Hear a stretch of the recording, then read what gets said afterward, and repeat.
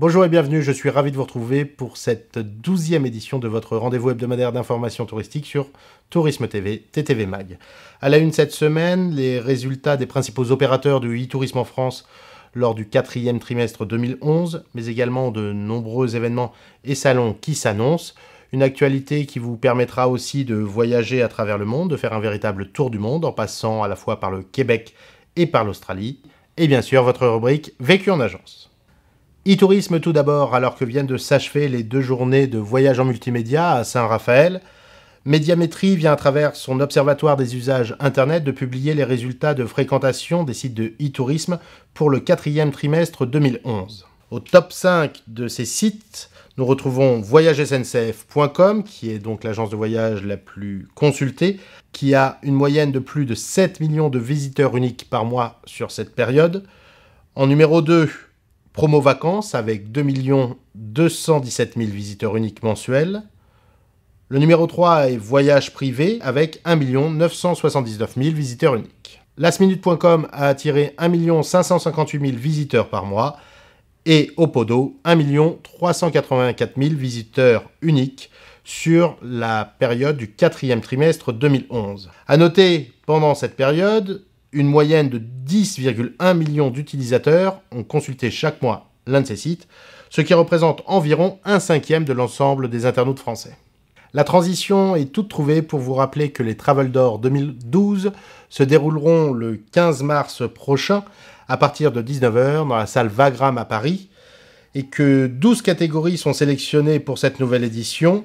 Les agences de voyage en ligne, les hôtels, les coffrets cadeaux, les compagnies aériennes, les loueurs de voitures, les compagnies low cost, les offices de tourisme, les sites d'avis de voyageurs, les compagnies maritimes et de croisière, les réseaux de distribution, les sites spécialisés sur la destination France et bien évidemment les tours opérateurs. Le Visit USA Committee, une sorte d'office de tourisme des USA en France, vient de lancer un outil de e-learning extrêmement complet et pertinent composé de contenus sur les différentes facettes de la destination USA et des contenus sur ses opérateurs privés. Associé à cette source d'informations pertinentes, le Visit USA Committee met en place un jeu concours avec de nombreux voyages à gagner. Alors n'hésitez pas à vous inscrire et may the force be with you.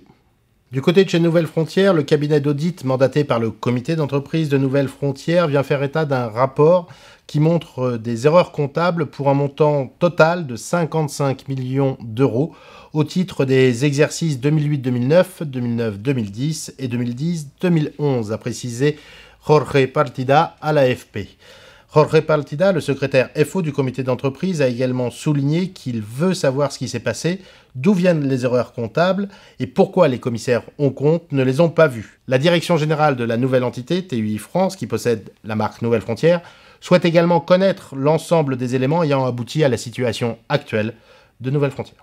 Le salon d'ITEX se tiendra le jeudi 29 et le vendredi 30 mars 2012 avec une soirée d'ouverture dès le mercredi 28 dans le magnifique cadre du Palais Royal d'Avignon. Ce salon accueillera à nouveau une centaine d'exposants, un peu comme chaque année, toujours de grande qualité, et c'est un salon qui est marqué par la rencontre boss to boss, mais également un salon empreint d'une grande convivialité où les moments dits sociaux et les plaisirs partagés sont nombreux.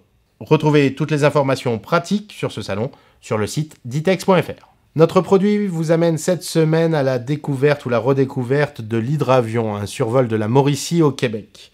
Sans se prendre pour Yann Arthus Bertrand, la Terre vue du ciel offre des paysages vraiment magnifiques. Un moyen de transport et une activité de découverte, voilà ce qu'est l'hydravion. L'hydravion vous procurera un moment de bonheur à partager. Le survol de la Mauricie au Québec apporte, elle, aux visiteurs, cette sensation d'immensité du territoire.